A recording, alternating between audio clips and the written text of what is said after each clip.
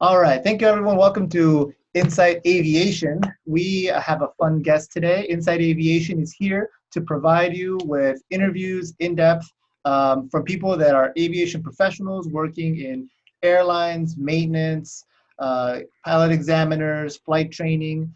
And today we have a special guest that I've known for a long time that kind of touches on many of those, right? He's been an instructor, he's been an assistant chief instructor, airline pilot, cargo pilot, all around. Like to introduce Sheik Amir. Hi.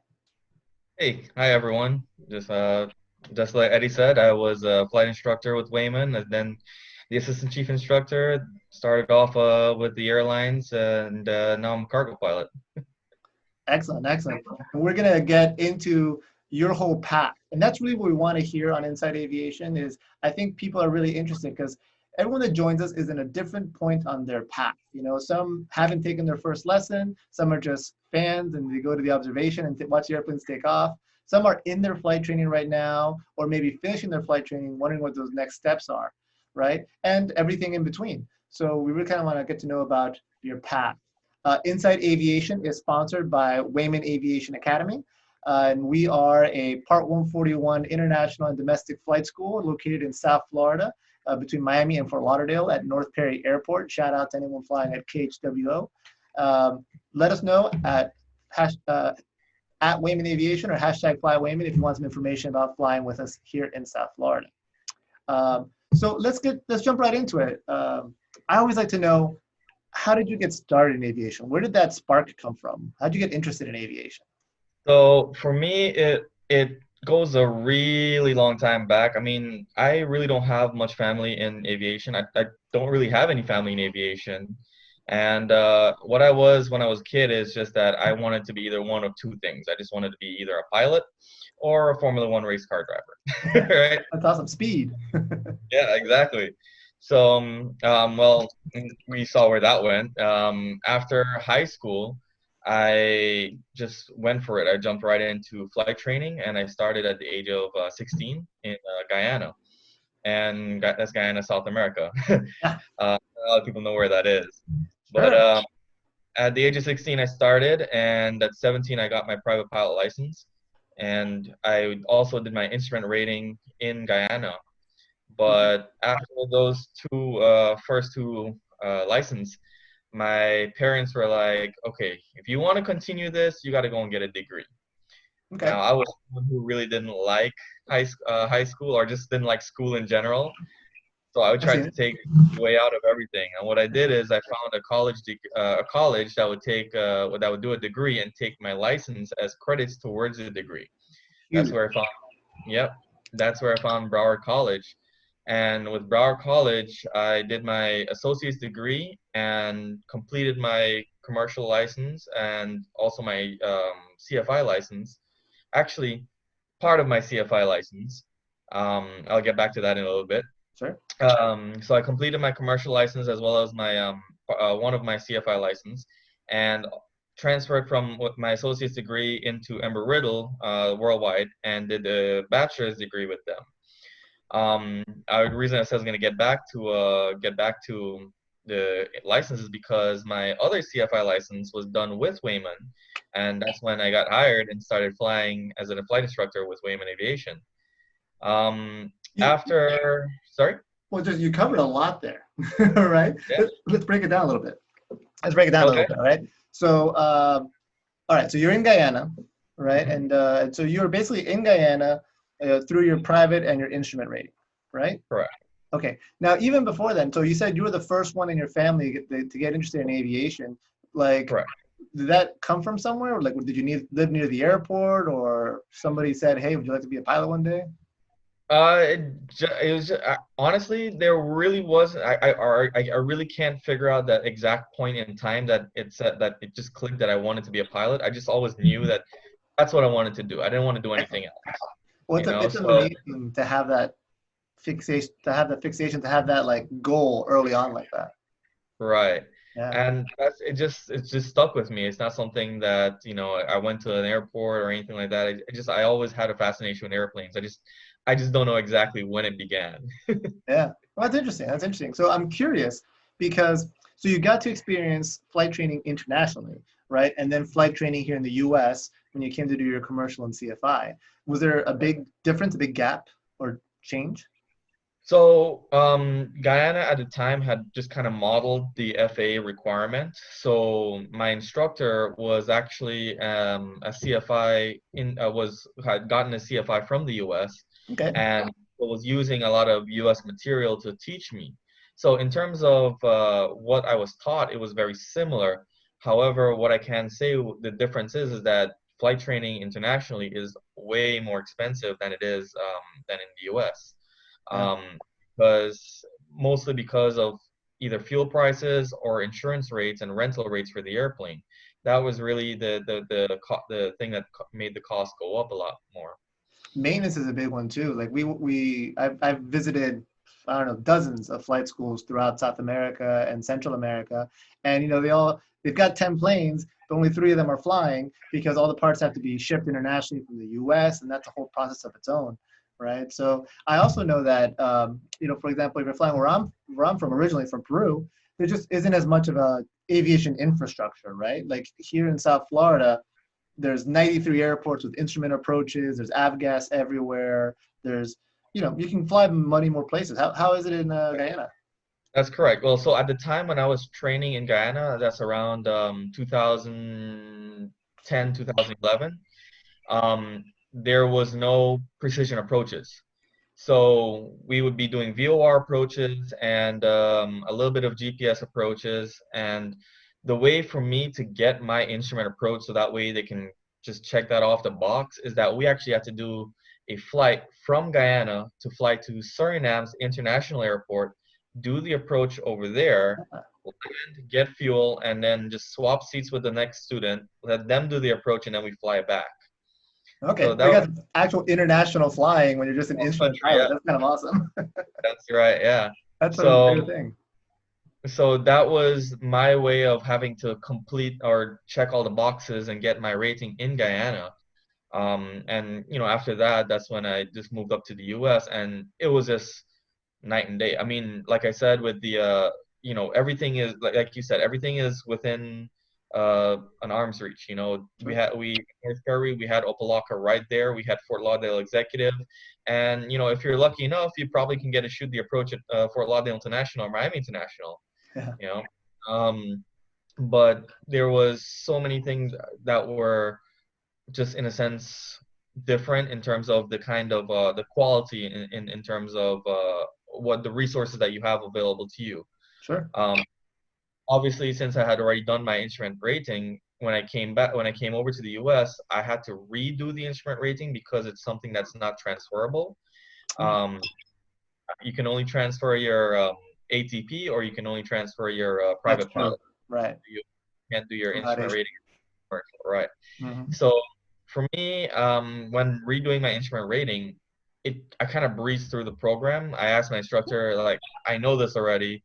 Can we do 2, 3 lessons a day just to kind of knock it out? And I was done with it with that program within maybe a month and a half to two Ooh, nice. months.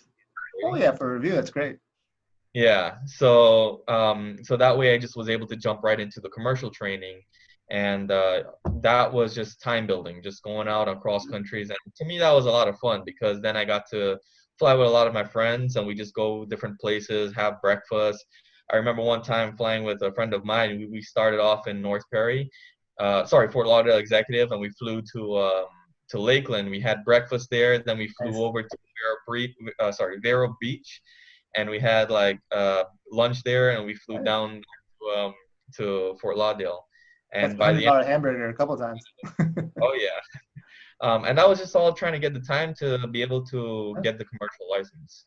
I definitely think that commercial time building is the most fun. Just stretching your wings, getting out there, getting to know in Florida, which is where we are, getting out to know Florida. Now, before we go any further, I want to do a quick thing for our audience because we have those of us that are in Zoom and those of you that are watching on Facebook Live.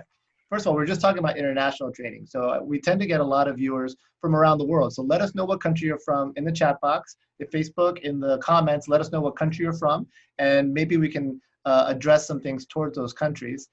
And of course, your questions. Once we kind of get to know more about Sheik, we're going to be really turning to questions. And so if you have any questions, put them in the chat box, put them in the discussion, the comments down below, so we can get those questions answered. Now, so you did that training. You came over to Broward College. Now, Broward College is the same field that we are, North Perry Airport. Shout out to the new dean, Carla.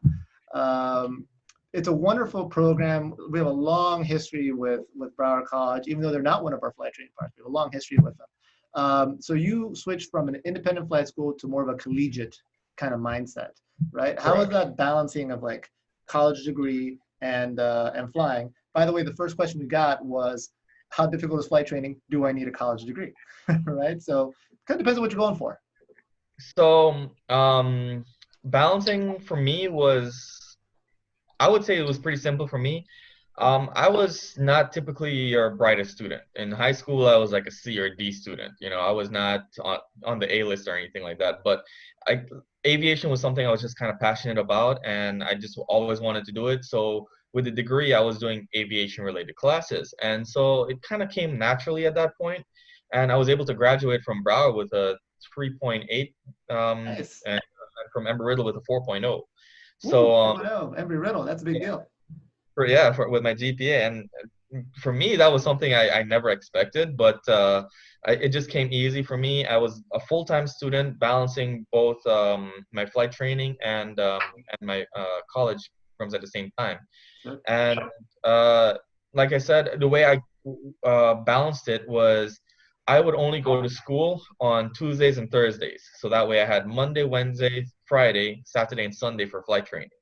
And that's kind of how I knocked out a lot of my flight training very quickly. And when I had the chance to do an online class, I would do that as well, because now my time it's a little bit more flexible. So when I went Uh-oh, I think we might have online, gotten you. Oh, you froze up there for a second. We didn't even touch on this, right? But right now, you're actually waiting for a call. You're in Seoul, South Korea right now. It's like, what, that's 3, correct. 4 in the morning? 4:13 a.m. Yep, that's correct. 4:13 a.m. So thank you so much for joining us. Good morning. And how long have you been in Seoul now? A couple of days? Yeah, about 2 days now. I flew in from my base is in Cincinnati, and we did our first flight from Cincinnati to actually Incheon, South Korea. It's just about an hour to the west of Seoul, and I've been here about 2 days now, and I'm about to do a flight from from Incheon to LA. And then from there, I'll be actually making a lap around the world, going to Germany, then to Italy, then over to back to South Korea, and then coming back to Anchorage. All right, let me retrace that. So you're South Korea, LA. That's right. Is it direct journey? You have a stop in there, I imagine. No, it's direct. It's direct. 777. Wow, Yes. look at that. Half around the world. All right, so you're going from LA to Germany, Germany back to South Korea. Correct. So you're circumnavigating the world. Italy first. I'm just doing a quick stop in Italy. We're picking up cargo in Italy and then moving over to South Korea. That's an impressive run. So what I was telling you before, one of my life goals is to circumnavigate the world, and here you are just doing it as part of your job, right? And you said you do it pretty often. Yeah, so we can typically expect a lap around the world maybe 2-3 times a month. That's typical. Wow. You know what? So I didn't want to jump off of your training path so quickly, but let's talk about because it just kind of came up naturally. So you're sitting in South Korea right now, right? You are pretty recently minted 777 pilot, Right? How's that plane to fly? I mean, it's got to be quite a jump up from the Cessnas. It is. It really is a fantastic airplane. It can make you a lazy pilot. It just does everything for you. I mean, in training, one of the instructors was letting us know, hey, you don't have to worry about anything in this airplane. It can take care of a lot of stuff. You're just there to manage the airplane. Right. And he said, let's take a look at this failure. And he said, just don't touch anything, don't do anything. He failed one of the pneumatic systems, and he said just look up at the panel, and we saw the lights flashing on and off, and the plane is just trying to figure out what the problem is and try to fix the problem. And then when it's done doing all of that, it will let us know on the on our ICAS message that there's a problem. I think we fixed it. you just need to follow a checklist and put the buttons in the correct position. Or if it didn't get to fix it, I mean, the checklist will tell us how to fix it anyway. Wow. So that's the automation that we keep hearing a lot about, right? And we know it's there at the airline level, and we're seeing it kind of come into executive. Well, executive actually was even there in many ways before the airlines, because executive can kind of be like a little bit of a test bed for what we end up seeing in the airlines. And then it comes down Right. to aviation, to general aviation, which is where we have our G1000s with autopilots. You know, I was flying our G1000 with autopilot, 03 Romeo. I know you spent some time in it. Yep. Uh, and having that autopilot, you know, do your 30-degree bank, it's like, oh, okay, that's interesting. The first time you feel that autopilot take over. But I mean, at your level, it's a whole nother thing. Right. So what I can do is take a step back is when I first joined the airlines.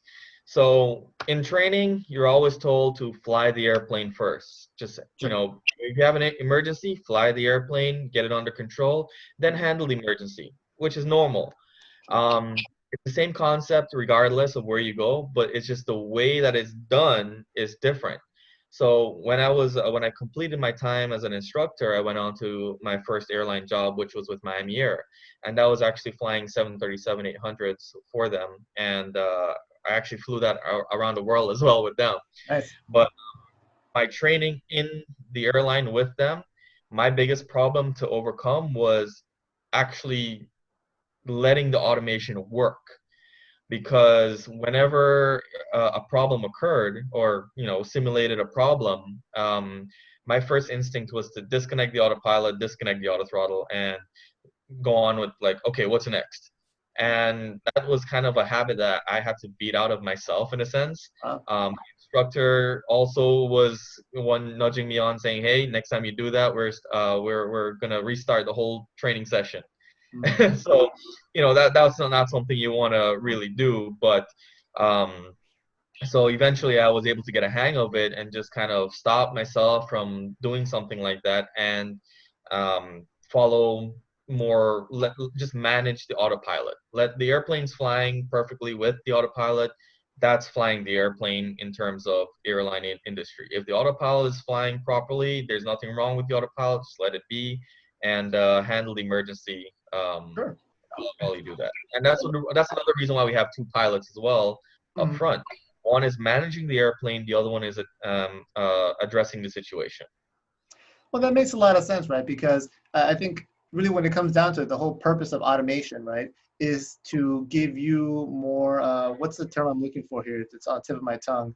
Uh, Reducing workload. Reduce your workload, exactly. So you can take a moment, look around, grab your checklist, troubleshoot. Uh, and so if you're right, if it's stable and if it's moving along, but you have an error, that gives you that flexibility because when you're flying, hand flying, like, you're doing everything, right? I always say that young pilots learn multitasking at a whole another level, right? Yeah. Because you're flying the airplane, you're on the radio, you're listening to your instructor or your co-pilot, scanning the instruments, scanning for traffic. There's a noise, there's the heat, there's all that going on in a Cessna. So it's kind of funny. A lot of the captains that have come back to us kind of have to relearn how to fly by hand, have to relearn how to kind of get all that together. Right. So that was actually, it's kind of funny you mentioned that, because my wife is like, I don't understand how you're a pilot, because at home I'm not that focused, but when I'm flying, I am. I just, it just comes naturally. Sure.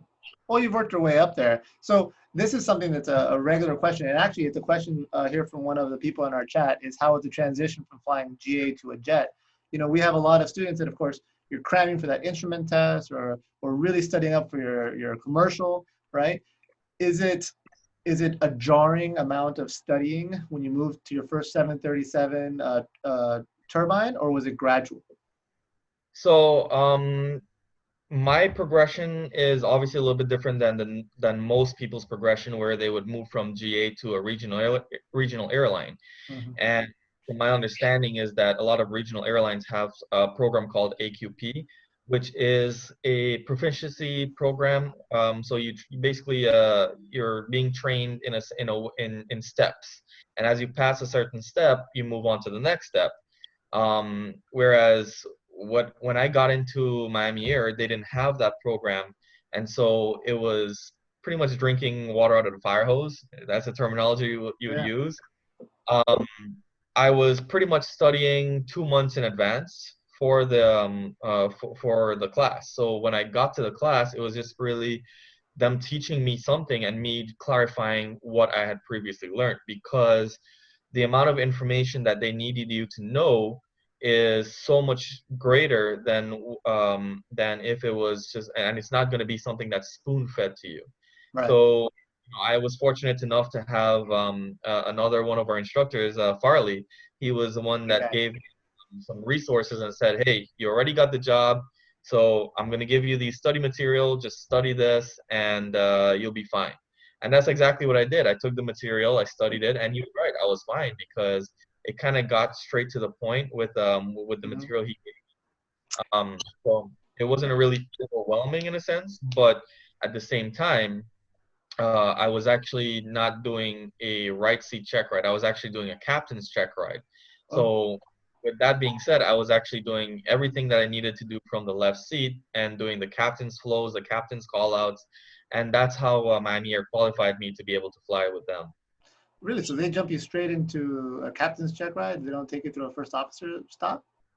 No, because I'm not sure what the reason was.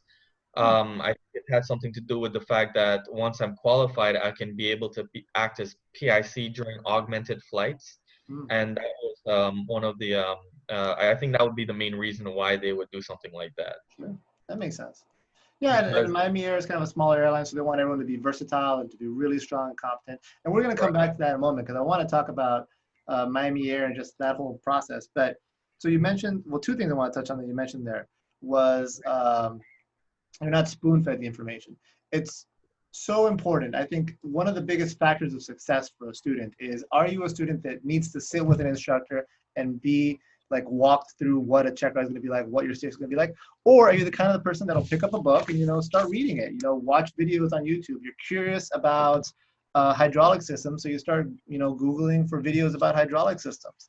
I think that's a big indicator of how far you'll get, because if correct, once you cross, I would say even your instrument, once you cross your instrument, you're really expected, and even at the instrument, you're really expected to kind of start digging for information yourself.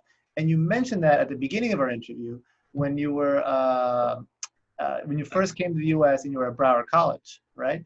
Now, the fact that you chose, is it a professional pilot technology or aeronautics? What that's is it correct. called? Uh, Professional. prof- at the time, it was professional pilot technology. I'm not sure if they changed the name of I it think right it's still now. the same. Yeah.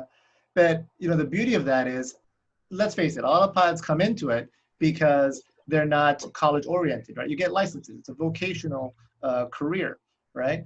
But when you have the college background, you learn a lot of subject material at a much deeper level, right? And so we're partnering with Miami-Dade College, with Liberty University, with Embry-Riddle, because we find such value in that.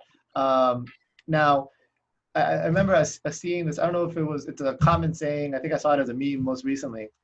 But, a fish, will be super down on itself because it'll never learn how to fly, right? But if you put a fish in water, it's in its home. It's what it's doing, what it's supposed to be doing, right? So if you get a pilot and you put them into, I don't know, a business degree or accounting, then yeah, you're gonna flounder. But if you put a pilot into a pilot program, what you're learning about, your class is gonna be airport operations, aircraft systems, meteorology, right? So it's something you can learn on Monday and apply it to your flight on Tuesday. Exactly, and that's exactly what happened for me. Like I said, in high school, I never got A's. I was even surprised when I got my certificate from my when we do O levels in Guyana. I CSE, which is a British exam. We also do CXE over there, but the one I chose was to do the British exam. And I got one A, four B's, and a D.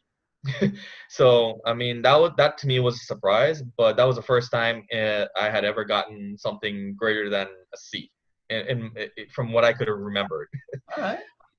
But then I come over to the States and I'm in an aviation program, and I'll be honest, the only thing I really struggled on was maybe an English composition class or physics class, but everything else was just so easy that it came naturally. It was applied to what I had already done or what I was learning. So um, I mean, what I did is I was required to take like a business program, um, sorry, a business class throughout my degree with Embry-Riddle. And what I did is I took an airline. And because I took an airline, it kind of, I get to understand the airline a little bit better.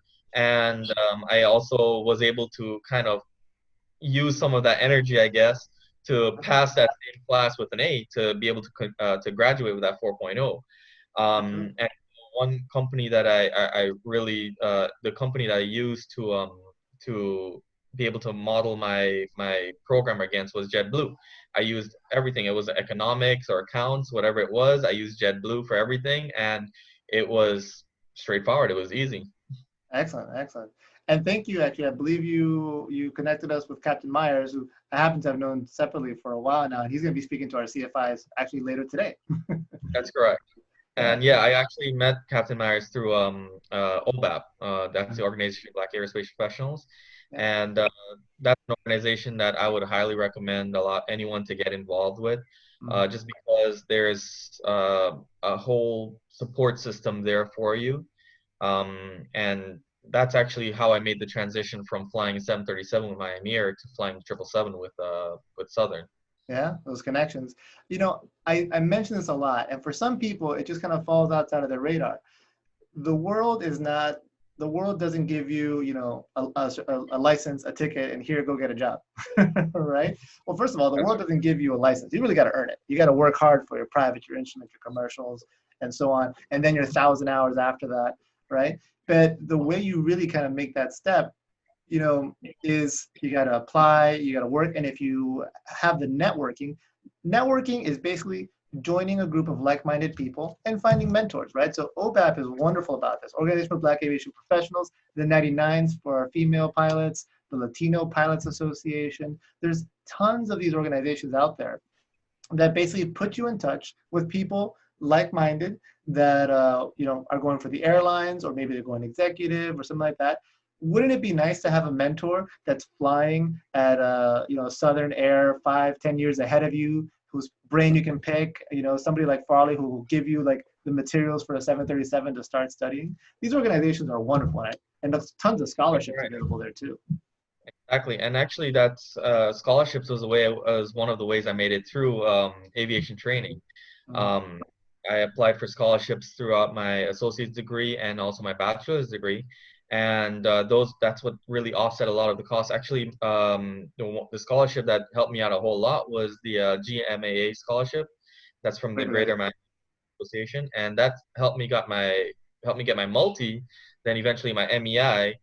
And with those two, I guess they saw that I was putting it to work. And I told them on my the last time I applied to them, I said, I don't want the money because I'm already done with my training. I'm already done with the degree. The type rating is what I really want. And I didn't get the type rating, but I got something.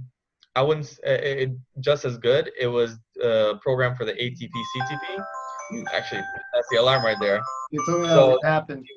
I just gotta acknowledge it, and that's basically an hour to go from report time in the lobby. Mm. So I That's got the 1 hour to airline go. saying, "Wake up." Yeah. That's So interesting. sorry, go ahead. Well, we were talking about the Greater Miami Aviation Association. We're a longtime member. I'm a board member. I stay out of the scholarships. I think it's a little bit of a conflict of interest. But so proud of you and all of our students that have gone through it. I think last year they gave out $100,000 worth of aviation scholarships, right? And it's squarely targeted at South Florida, people that want to be pilots, air traffic controllers, maintenance. It's all about aviation here in Miami. It's a 92-year-old organization. And he's right. So you won 3 times. So 2 actual scholarships and then the Right. ATP CTP course. Correct. And the ATP CTP course was actually what opened the doors to Miami Air, because if that hadn't happened, I would have been on my regional route. I would have been going to the regionals just to fly around. But when I got the ATP CTP, that paid for me to be able to take my written. And when I took the written, that's when I was talking to Farley at the time, and he said, "Hey, if you got this done already, here's also another I thought the jet. internet connect. Sorry, you broke up there for a second. I thought internet had like rock fast, like super fast internet. But either way, you're on the other side of the world, so I expect some delays. Right. So what are you saying? So he showed me another option, which was Miami Air, and I took a look at it, and I really had to weigh my options. Like I can go to the regionals, I can get airline benefits, I can be, but I'll have to find a crash pad because Okay. I have to be based wherever the airline is based, and also I'm just flying domestically. And to be honest, I became a pilot to travel. Yeah. And I looked at Miami Air and I saw 737. We're flying around the world, and I can stay right home. I was Mhm. like, okay, I'll do that. And it worked out for the 2 years that I was there with them. I mean, every summer I was living pretty much in Europe. I had the opportunity both years to live for the summer in Amsterdam, and we would fly subservice for an airline called TUI and Transavia, and we'll just be doing like a lot of their vacation runs, supplementing their flight. We did Yeah. a lot of with Bahamas Air and Really? Spirit as well. Yep. Oh wow, I didn't know you guys flew for Bahamas Air in Spirit. That's wonderful. Yep. Sometimes they when the load was high and they needed planes Yeah. to just move people, they would call us and we would fly for them. So it's interesting. Um, So if you've got Amsterdam as a base, and like, what's your schedule like? Is it like a 4 days on, 3 days off, a week on, a couple days off? so it would be 3 days of flying, then maybe a day or two of reserve, depending on how it is set up. But and then you will have about 3 days off. Okay. So it So would be five very days. Yeah. rare that they would call you out on your reserve day.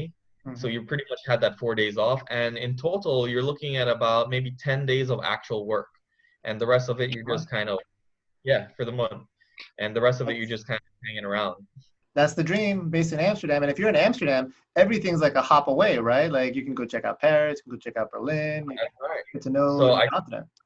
when I was there, I went with a buddy of mine to Barcelona, and we just stayed. We had like a day or two in Barcelona, and we stayed there, just exploring all over the place.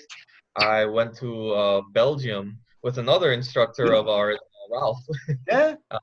Yeah, so we went over to Belgium and went to check that out as well, Hmm. and um, I was able to just kind of explore the Netherlands itself, Really because it nice. just really nice history, and Yeah. I'm kind of a fan of old architecture. Oh yeah, yeah, definitely see a lot of that. I'm a fan of the Dutch people in general. Everyone seems to speak like 5 languages, is well educated, right? I remember I got around there speaking English with no problem. So that's really interesting. And so Rolenka, hello Rolenka. Rolenka Wawo is on the line. I know you know her from way back. Rolenka, one of our Yep, instructors. actually, Rolanka was the one that I went to Barcelona with. Hey Rolenka. So she had a And question. She wanted to know, what do you think, now that you're, commercially flying the heavies, how do you think it compares flying internationally versus in the U.S.?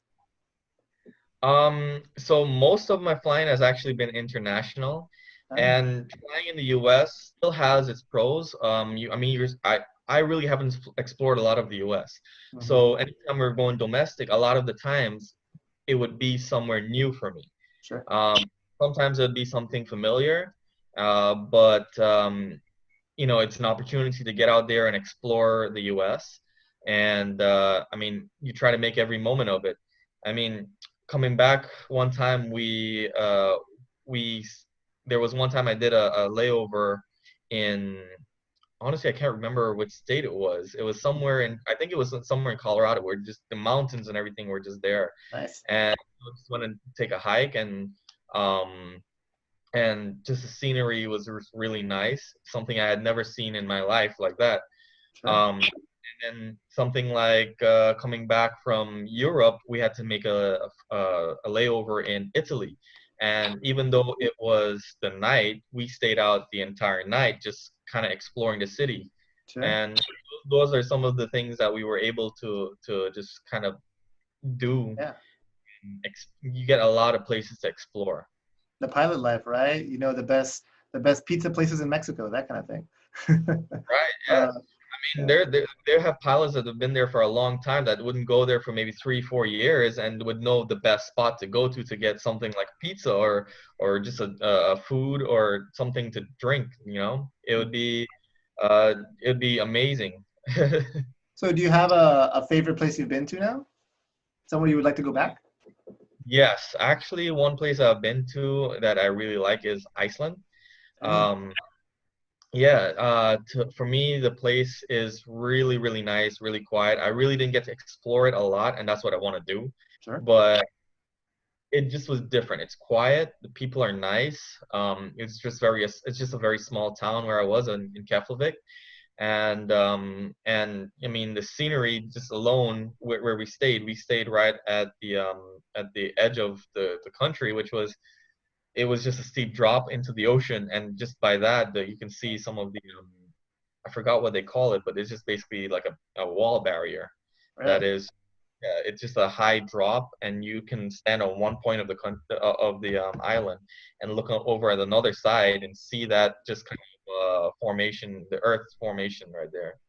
I've always heard beautiful things about Iceland. But let's get back to what people really want to know about here, like you're flying.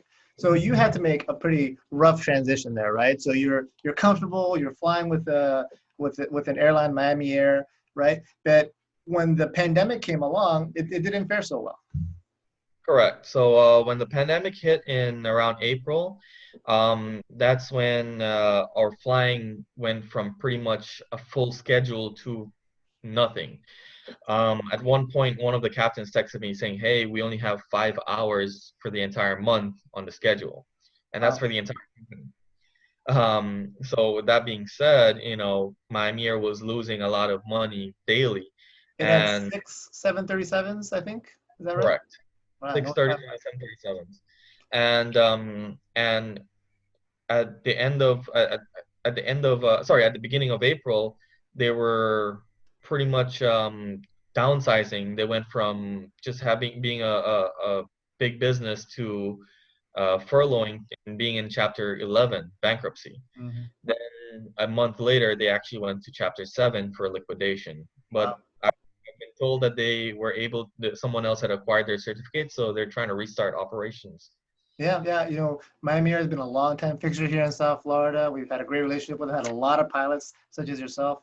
Uh, thank goodness get their starts there in their 737. So yeah, I've heard the same. I talked to one of them recently that they were kind of rebuilding it now with new ownership, right? So Yeah, you found yourself, like many pilots, furloughed at the beginning of this that's right. pandemic, right? Yep.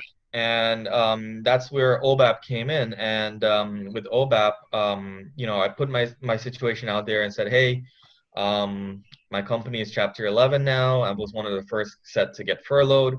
And immediately, it's like the gears started working. People started reaching out saying, hey, send me your resume. And, I just updated my resume, sent it out to whoever said, send it to me. And with that, they sent it to their employers, and the first one to call was Atlas Air. And Atlas Air is a parent company of Southern Air. Okay. And so Southern Air, so when Atlas called, it was 2 weeks after I had gotten furloughed. 2 weeks. So That's nothing. exactly, and that was just keep in mind this was at the beginning of Right. the pandemic.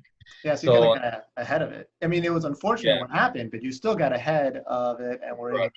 get picked up because right at that same time, cargo was booming. Correct. And so, and at the same time, there was, I think it was Transstate or Compass was also closing doors.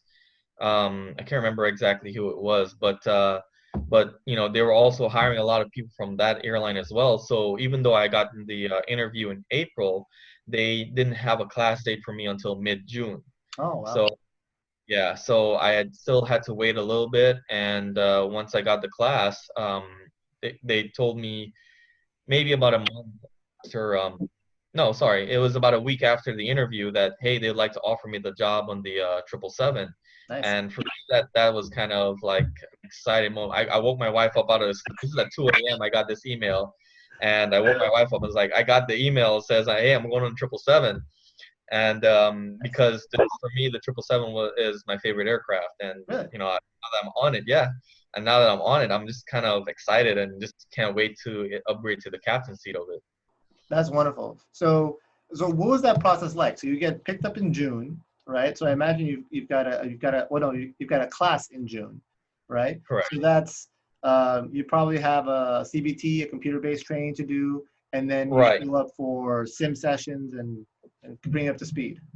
So about a week or two before you get to class, they will send you your CBT, and then they'll send you a bunch of information about classes. They don't release the resources to you for you to study yet because it's proprietary. Oh, Uh, yeah, but they will send ahead the CBT because that is part of your training. And they say that it is not required to be done before training. I took it the same way that I took my MERS training. I said, I'm going to do it anyway. So that way when I get to class, it'll be better. yeah. Good luck And if you don't. right. And that's exactly what happened. Some people took it, some people didn't. And the people who didn't actually take that step and follow the instruction, it doesn't have to be completed. Mm, They were the ones that were, in a sense, a little bit behind the class sure. and were worried. I mean, we all stuck together throughout the class, and that was the other thing that you need to do once you start training is find a group, stick with them, and just bounce questions off each other. And Study that's buddy. what we, yep. And when it was time for the oral, it just came and left with no problems. It was the oral was supposed to be 3 hours long, and I think I spent maybe about an hour at most in the oral. That was because the way the oral is set up, it was you got to learn your limitations of the airplane. You've got to learn the memory items of the airplane, and then they go into systems of the airplane. But by the time you're done with the limitations of memory items, that's pretty much 50% of the check ride right there. And now you just do the systems of the airplane. And what we did is we just kind of started hitting the systems one by one. And because we had done so much questioning of each other, even got into the really detailed portions of it, when the examiner was asking me the surface type questions and I was answering it with no problem, and he gets a little bit deeper and there was still no problem there, no hesitation, he just kind of skipped to the next system because they can see that okay, your stuff. So let's take that thought, right? Because one of the things I love is that on this call on Zoom and on our Facebook, we have people at many, many different levels, right? We probably have some captains also joining us, and we have some students. And this is one of these little kind of bits of advice that I think a private pilot or instrument student never gets is find yourself a study group, right? So many flight schools, especially, I mean, we're an academy, so we have a little bit more of a setup. But in so many flight schools, people go in, they have their flight, which is one-on-one with your instructor, because that's the nature of the beast, and then they leave, right? And then you're sitting at home studying. But if you hang around your flight school, hang around the FBO, we're lucky enough to have a library and a cafeteria here because we're a pretty big academy. I find that students that bind together into a study group are more successful, right? They've got somebody to push them, somebody to ask questions of, other than your instructor. Your instructor is happy to answer them, but they're also charging by the hour, right? So they're happy to answer questions. And one thing that Wayman does have that I kind of like is the fact that we have student leaders. Yeah, So the student leaders are people who already have their certificates. So someone that's in a lower stage of training can ask these student leaders about what can I expect in training. What are some of the things that are commonly forgotten, sure. and they can give their little bit of whatever experience they have throughout their training. They can also relay that information. Something I'll also bring up about interviewing in general is, so if you happen to be in a class where you're learning with a group of people in a similar state as you are, these, if everything goes well, will be your colleagues, right? So it's time to start making those inroads. I've heard many stories about the odd duck that went to class and then went home and never interacted with anybody, and they're the ones that got cut, right? Because maybe they didn't excel as far with the study group or they didn't make those inroads. Oftentimes when you're interviewing somebody, especially at your level, I know you can fly. You've got the qualifications. You've made it through the ratings. You already have, X thousand hours. I know you can fly. The question is, can I have lunch with you in Belgium? Can I get along with you for an 8-hour flight? That's exactly what it is. Because I'll be very honest, OBAB did a really great job trying to prep me for my interview. And I think what really sold them was the HR portion because um, I was able to. My interview started off as a typical "tell me about yourself" kind of HR interview, But then once the captain that was interviewing me found out a little bit detail, actually found out that I was from Guyana, he started probing me on that, and to me that interview just kind of went way off topic. That the HR rep had to kind of pull him back and say, "Hey, I'll need to verify these few things with you on your application." That's a good sign. But I think that's really what sold it, because the captain and I just started rattling off, and Nice. um, to find out that that captain was actually a chief pilot of Polar, which is another certificate under Atlas Air. Oh, And yeah, very nice. so So I'm always curious about this, right? So I got to know you as a flight instructor, right? You got hired on by us as a flight instructor. Like I think you were a green 300-hour, maybe even less, that's flight instructor, right? And so we really got to see you mature, not just as an instructor, but you also helped us kind of run the new facility here at North Perry when we first opened the doors here. We were historic at Opa-locka for 30 years, then we moved over here. So would you say that your experience as a flight instructor and then as an assistant chief, a lead and assistant chief, how do you think that's helped you in the airlines, maybe in the interviewing? What do you think? definitely has helped a lot, because as an instructor, you know that you're always constantly learning. And that's just something different than if you took a route as something like banner towing, where it's great to get time, but you're just sitting in an airplane and you're just doing maybe a return once a year and your landings in. That's just the basic stuff. As an instructor, we had to learn what was new from the FAA that we now have to update in our system to be able to teach our students. Has something changed in terms of a procedure, or something as simple as, hey, I've been taught to do a certain procedure this way, but if I just tweak it a little bit, it comes out better. Like if I just put the plane on this pitch attitude or this bank angle and just leave it there, it does it by itself. And that's really where your learning curve comes in. And that's what happened for me. I was able to still learn as I was teaching, and that's where I got really comfortable with certain airplanes and got comfortable doing certain situations. And even becoming an MEI, that's where I even got more comfortable flying multi-engine airplanes, because I'm building my time multi, and I'm learning more about the multi. And yes, the multi can be a very dangerous airplane, but if you're comfortable enough in it and you know what to expect on a multi, you know how to avoid those situations. And I think that for me really helped me um, uh, transition through training very easily.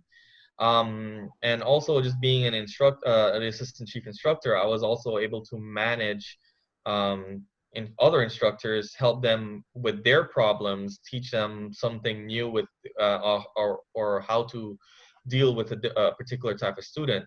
And I guess that kind of helped as a leadership skill for the interview. So I guess it was a little bit of a prop there for that.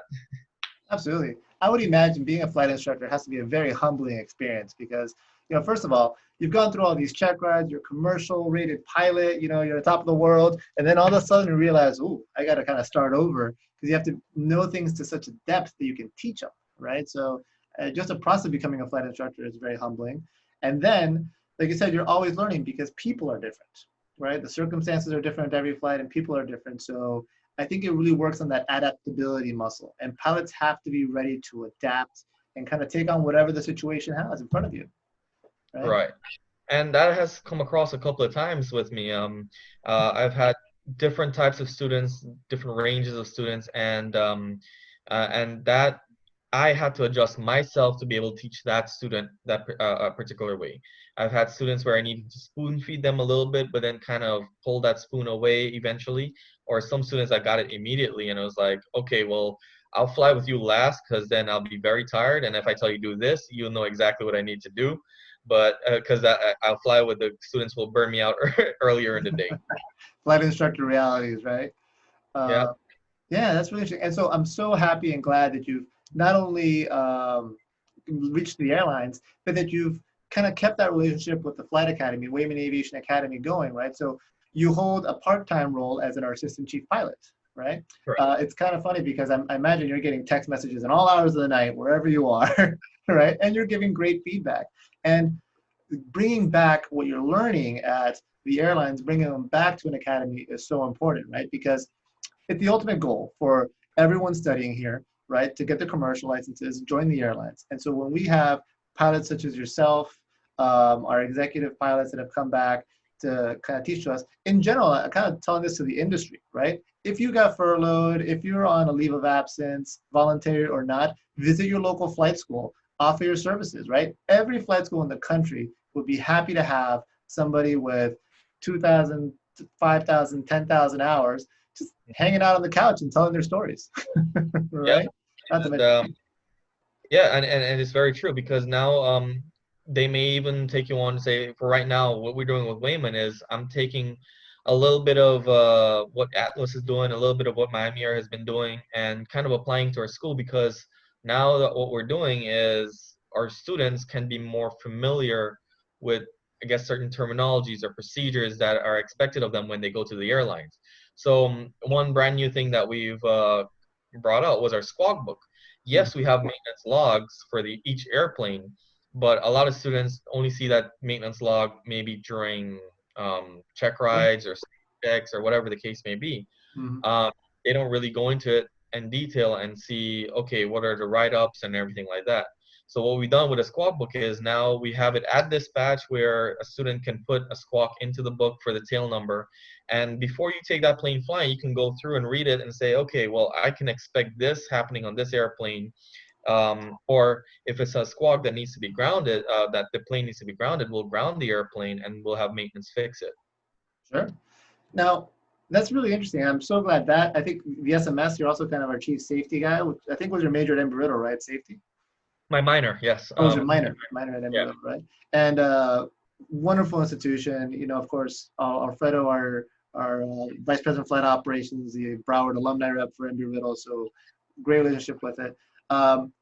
So I'm kind of curious. I know you already got your wake-up call, so you're expected to show up downstairs in the lobby pretty soon. We only have a few minutes left in our call, so if you have questions, whether here in the Zoom or on the Facebook, go ahead and put them in the comments so we can get a few questions in. There's two interesting ones that came through I'd like to go ahead and share with you. One was the best way to apply for a grant or a scholarship, and is it tough? It's not tough.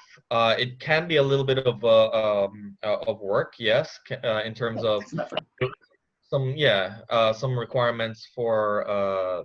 I mean, I remember GMA. They had a list of things that they wanted. It was not hard to get those items, but just to be able to go, the fact that you had to go to various different places to get them seemed like a lot of work for some people, and because of that, less people applied, and that it just increased my chances of winning the scholarship. Sure. So I believe my first year, that's exactly what happened. And then as more people realize, okay, getting this list of items is not hard at all. Right. More people applied, but because I applied the year before and they see that, okay, I took the money and actually did something good with it, Yeah. you know, it did not go to waste. I guess that kind of put a little bit of an edge for me in that one.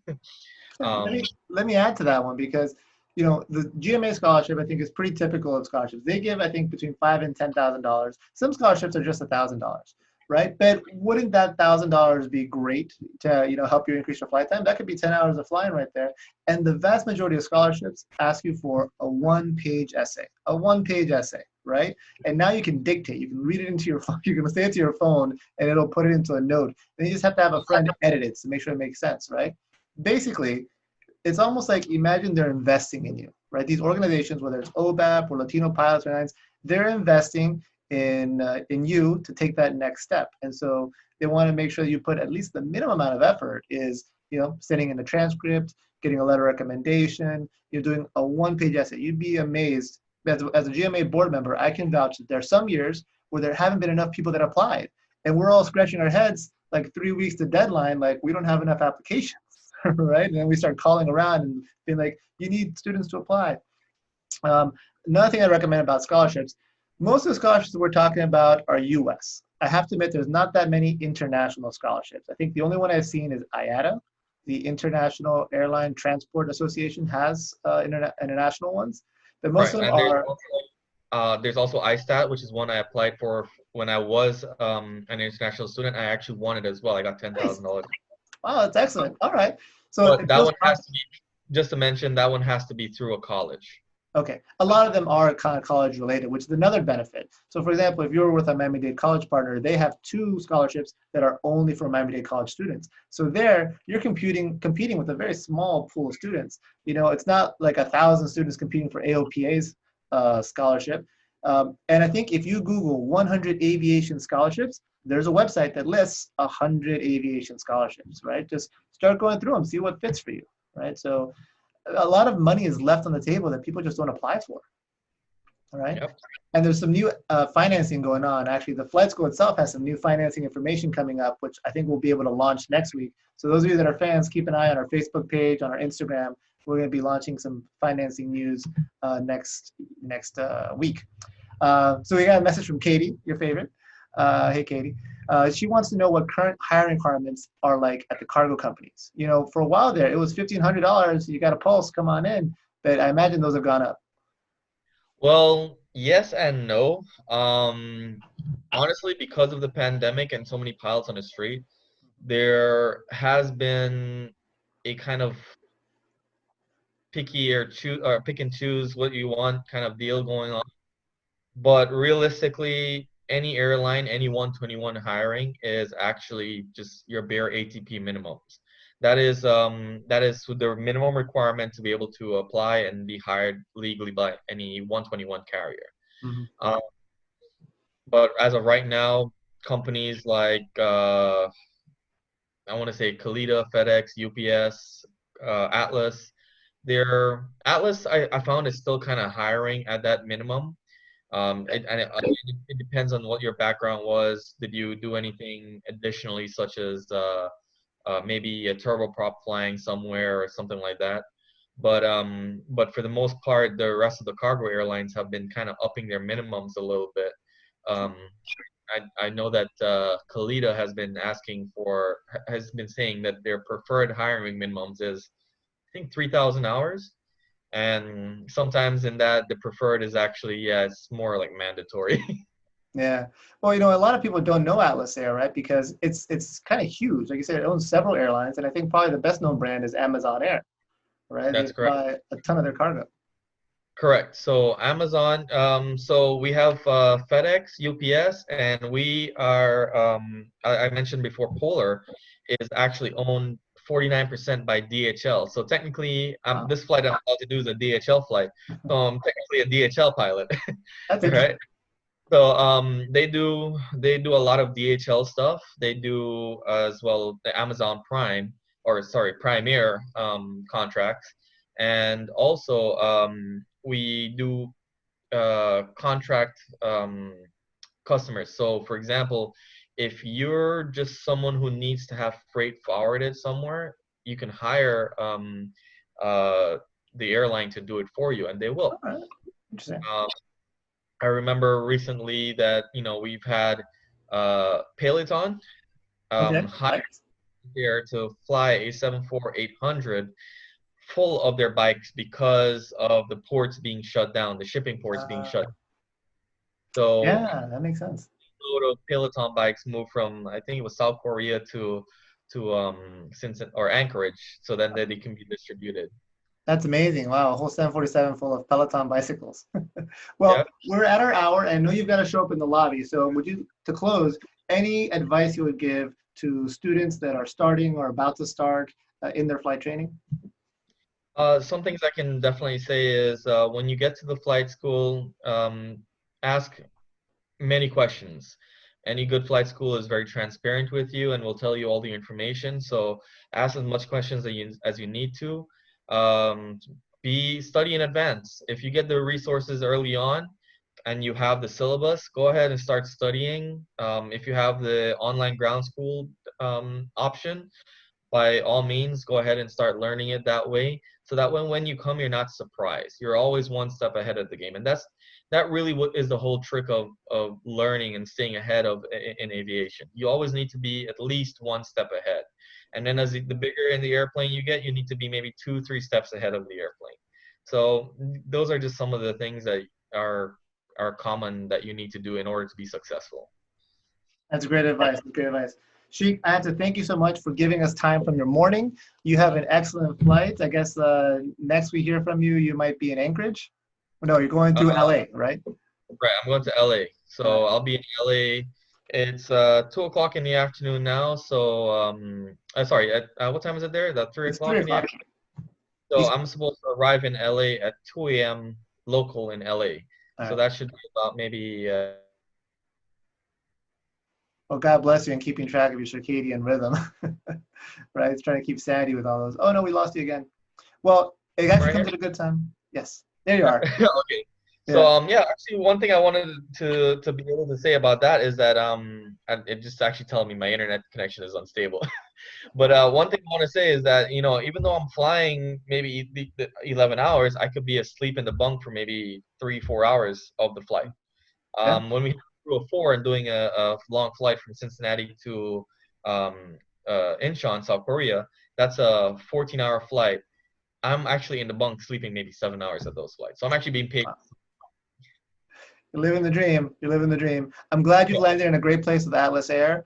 I just want to thank you for joining us. Insight Aviation, hosted by me, Wayman Eddy. And I encourage all of you that are interested in flying or continuing your career in flying, Wayman Aviation Academy, hashtag fly Wayman. Wayman.edu is our new website. Sheik, you got a new email. Sheik at Wayman.edu. I just called you out. Everyone's going to blow you up now. And we can visit our website, Wayman.edu. Thank you, everyone, for joining us. Thank you, Sheik. You have an excellent flight. Fly safe. Thank you. Have a good day. All right. Thanks, everyone.